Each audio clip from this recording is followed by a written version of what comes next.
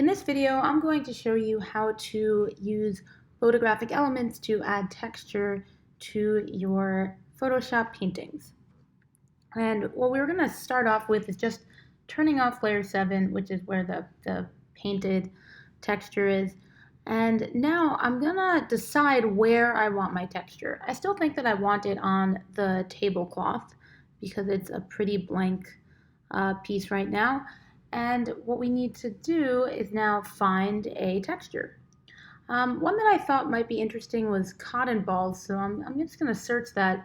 And I also went to Tools and then hit Large under Size, so that way it filtered out any small pictures, because I think that just makes it a lot easier.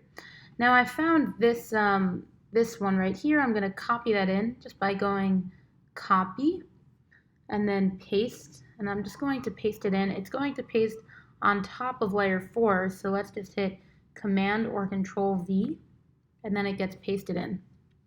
Remember that I only wanted this texture to show up on the tablecloth, so what we're going to need to do is mask it. And let me on another document show you how masking works.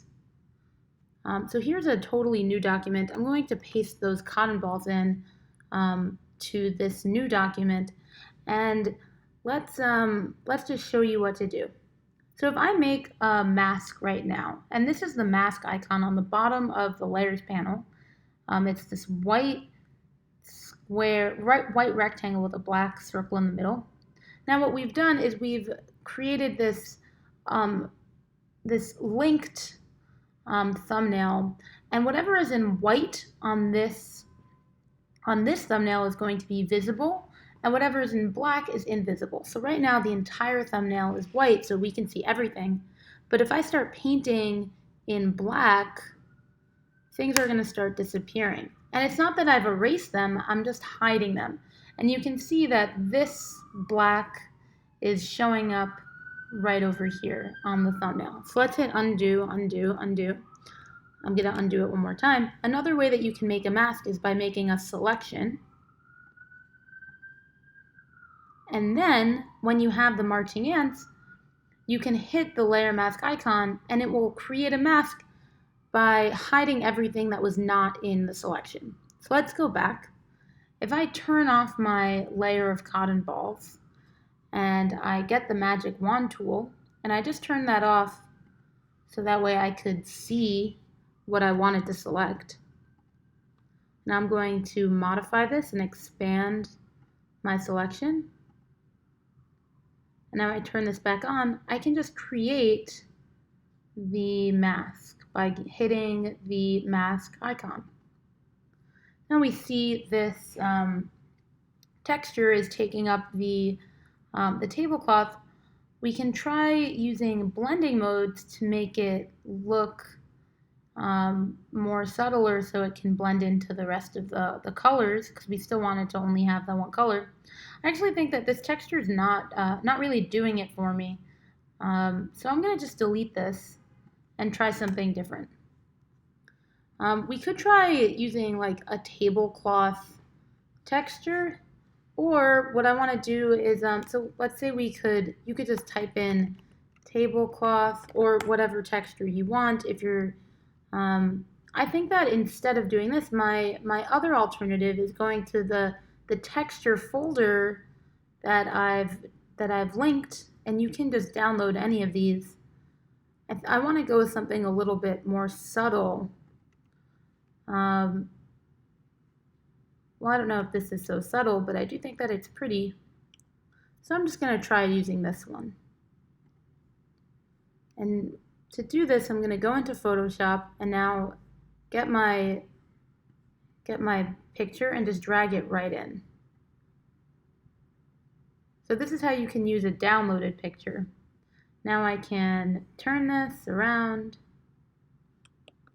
And now I'm going to move it down so it's close to where I want it, and I'm just going to hit the check mark. And the check mark allows it into Photoshop. If you see that there's this little icon in the corner of the thumbnail, that's showing that it's coming up as a smart object. Really what we want is for it to come in as a rasterized object, so I'm just going to rasterize it. And now we can edit it. I'm going to do the same thing that we did before just to make the mask. So using the magic wand tool and then expanding it, expanding the selection. And now I can turn this lace back on and hit the mask tool. Great. Now that we're here, I'm just going to select the regular thumbnail and I want to try playing around with the blending modes. We can also try messing around with the hue. Like we can try changing the hue or saturation of it, right? This is pretty gray, so you won't really even see anything that we change about it. So maybe instead, I guess we could take the saturation all the way down. And then we can try changing the blending mode.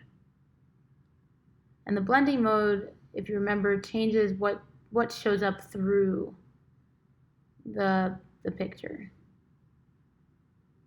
So that you see the texture pretty clearly. I think that what I want for this is to actually not see the texture very clearly. I just want it to be a little bit more subtle. So I think that I'm going to do it like this one. Or maybe this isn't really the right place to use it. Maybe the teapot would be better. So I just deleted the shape, but really what I want to do is undo that mask. So I'm going to hit Command D. I'm going to turn this back on. And this time I want to try it out on the teapot. Let's see what happens when I make the shape on the teapot. I'm going to just put this on top. Now if I turn it off, I can use the magic wand to select the teapot. I'm going to select the teapot and the blue. And let's see what happens if I turn this on and now I make that into the mask. And now I can change the blending mode.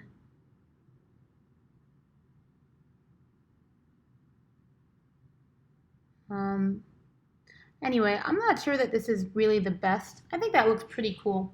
The idea here is that this is how you would do it. When you make these on your own, it would pay to find something that actually looks right with the artwork. I think that the texture looks better on the teapot than it did on the tablecloth. I also think that the tablecloth was a little bit too much. The tablecloth is not necessarily the most important part of this picture.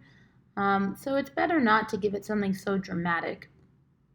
But now we can turn on layer 7 and get a more subtle texture onto that tablecloth. And if you have any questions, please let me know.